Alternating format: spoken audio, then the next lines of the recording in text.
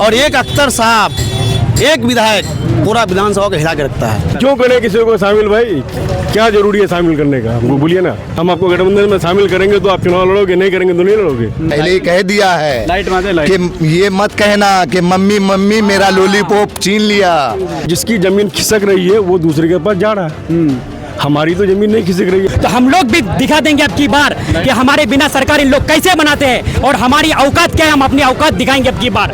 बात सही बोला है। ऊपर वाले का देन है कि अख्तरुल इमाम को बचा लिया गठबंधन से, वरना अख्तरुल इमाम जो नेतागिरी कर रहे हैं ना, वो नेतागिरी नहीं कर पाते। अगर गठबंधन में शामिल हो जाता है इस बार तो सीट तो एक दो लेकर के आ जाती, वो अलग बात है, लेकिन नेतागिरी नहीं करता। लालू प्रसाद का भैंस चराता वो अभी वही करेगा, उसको कुर्सी मिलने वाला नहीं है।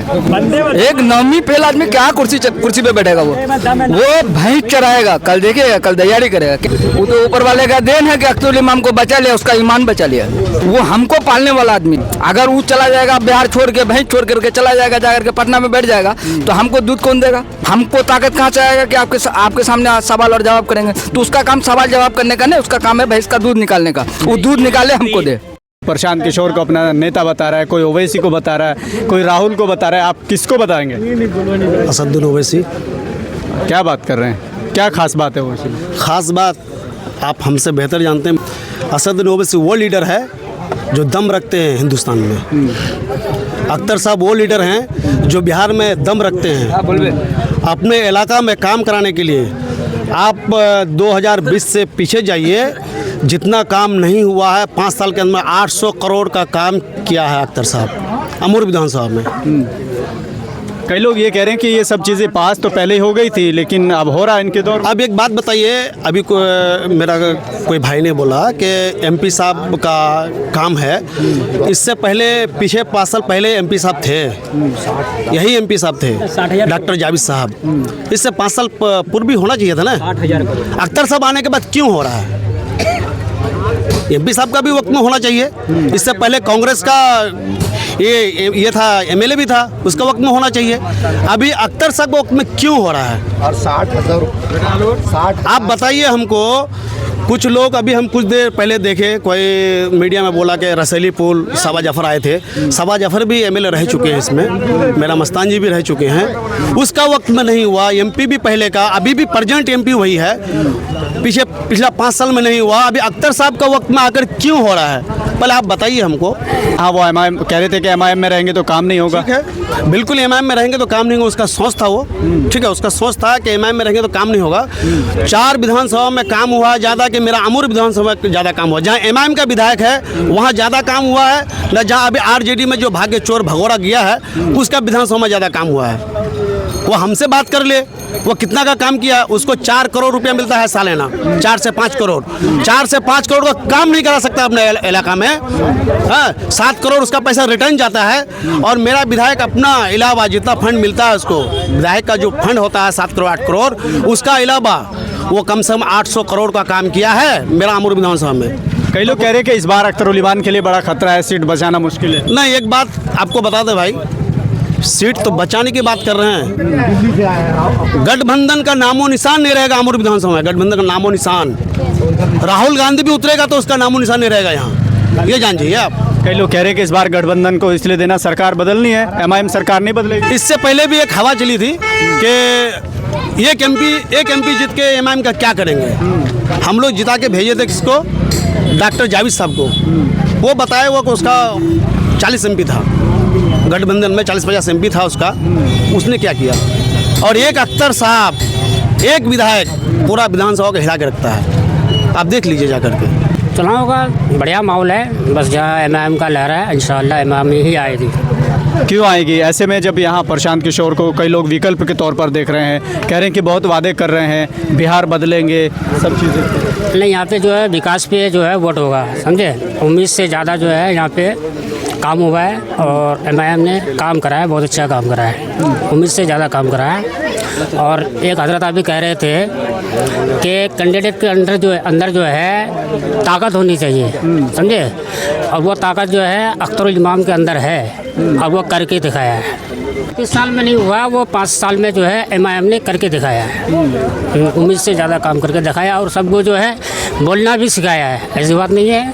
जो गूंगे बहरे थे ना, जो सदन में जाकर के नहीं बोल रहे थे, आज अख्तरुल इमाम की देन, अख्तरुल इमाम की वजह से जो है आज सदन में जाकर के वो बोल रहे हैं जो हमारे विरोध। अभी कई लोग कह रहे हैं कि जब से अख्तरुल इमाम जीते हैं तो लोगों का चैन सुकून छीन लिया है, लोगों को सोने भी नहीं देते हैं। चैन सुकून चल रहा है कि इस वजह से ये काम कर रहे हैं ना, विकास कर रहे हैं, हर मुद्दे में बात कर रहे हैं, हर मुद्दे में बात कर रहे हैं। NRC हो, CAO हो, किसी भी मुद्दे में वो सबसे पहले अगर आवाज़ उठती है मुसलमानों के खिलाफ, अगर कोई बिल आता है, कोई मामला होता है, तो सबसे पहले जो है ओवैसी ही आवाज़ उठाती है, समझे।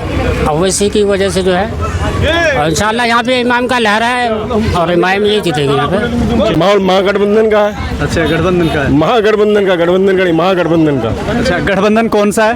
गठबंधन कौन सा है? कोई किसी के साथ जुड़ जाएगा, हो जाएगा गठबंधन, लेकिन महागठबंधन में बिहार के बहुत सारे पार्टी है, और जो क्या कहते हैं RJD है, कांग्रेस है, वाम दल है, आपका क्या कहते हैं सैनिक का पार्टी है, ये सब महागठबंधन में है। लेकिन ऐसे में कई लोग ऐतराज़ कर रहे हैं कि ओवैसी की पार्टी का नहीं लिया। सब किसी का अपना अपना सोच है। हम किसी के दिल में घुस के ये नहीं कहेंगे कि आप किसी को सपोर्ट करो, हमारी अपना सोच है, इसका अपना सोच है।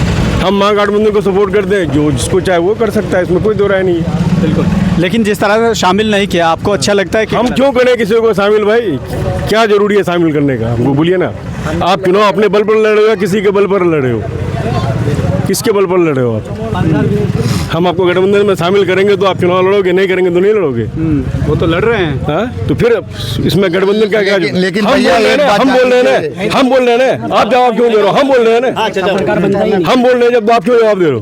ठीक है, ठीक है। इस पर ये कुछ कहना चाहते हैं तो आप उससे बात करो ना, हमसे क्या जरूरी है? वो आपका उसको अपना अधिकार है बोलने का, हमारा अधिकार नहीं उसको बोलने का। आपका हो गया है, हमारा अधिकार है। आपका हो गया है। ठीक है, हाँ। तो वही इनकी बात का मैं यही जवाब दे रहा हूँ कि अवैसी साहब ने पहले ही कह दिया है कि ये मत कहना कि मम्मी मम्मी मेरा लॉलीपॉप छीन लिया, ठीक है। हम जो है, जब हमें गठबंधन में आप शामिल नहीं कर रहे हैं तो कोई बात नहीं, हम अपनी ताकत से लड़ेंगे, मजबूती से लड़ेंगे, लेकिन जब हम छीन लेंगे तब ये मत रोना कि मम्मी मम्मी मेरा लॉलीपॉप छीन लिया। तो उस टाइम रोना नहीं है, ठीक है। जब तुम ऐसा कर रहे हो हमारे साथ तो तुम मजबूत होकर के जब करो। रही बात गठबंधन की, अरे वो 8वें क्लास फेल, यहाँ बारिस्टर असदुद्दीन ओवैसी, अरे ये अगर शामिल कर लेंगे तो बारिस्टर को देख के तो उनको खड़ा होना पड़ेगा ना। तो वो तो ये सोच रहा है ना कि एक संसद और मैं CM, मैं क्यों खड़ा होने लग गया? अरे जाकर के देखिए, हैदराबाद का CM जो है खड़ा होकर के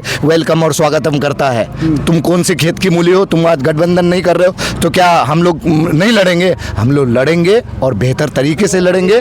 और 4 गया है ना तो 24 लेके आएंगे। जब 24 लेके आएंगे तब हम अपना हक मांगेंगे कि हमारा हक क्या है। आप कह रहे कि वो 8वीं फेल या 9वीं फेल है और एक तरफ बैरिस्टर है, तो बैरिस्टर क्यों उनके सामने जाकर बार बार कह रहे हैं कि हमको ले लो, हमको ले लो? ये इसलिए कि बात बीजेपी की आती है ना, बीजेपी की आती है कि बीजेपी को हराना है, बीजेपी को हराना है। जब आप बीजेपी को हराएंगे तब अख्तरुल ईमान साहब ने दिल बड़ा किया। अरे अख्तरुल ईमान साहब को तो जाना है था ही नहीं, लेकिन अख्तरुल ईमान साहब दिल बड़ा किया कि यार 4 मेरा तो छीन तो लिया ही है, लेकिन इस वक्त जो है बीजेपी को हराने के लिए गठबंधन में होना, शामिल होना ज़रूरी है, इसीलिए ज़रूरी समझ करके गया। लेकिन आप समझ रहे हैं कि भाई हमें कोई ज़रूरी नहीं है, आपको जब ज़रूरी नहीं है तो ठीक है, हम लड़ेंगे। वही हम पहले बोल दिए थे कि मत बोलना कि मम्मी मम्मी मेरा चॉकलेट छीन लिया। कहावत है कि अनेक शब्दों में एक शब्द है, ये बात बिल्कुल। तो कहने का मतलब है कि जिसकी जमीन खिसक रही है वो दूसरे के पास जा रहा है। हमारी तो ज़मीन नहीं खिसक रही है, हम तो अपने जगह पर बिल्कुल मुकम्मल है।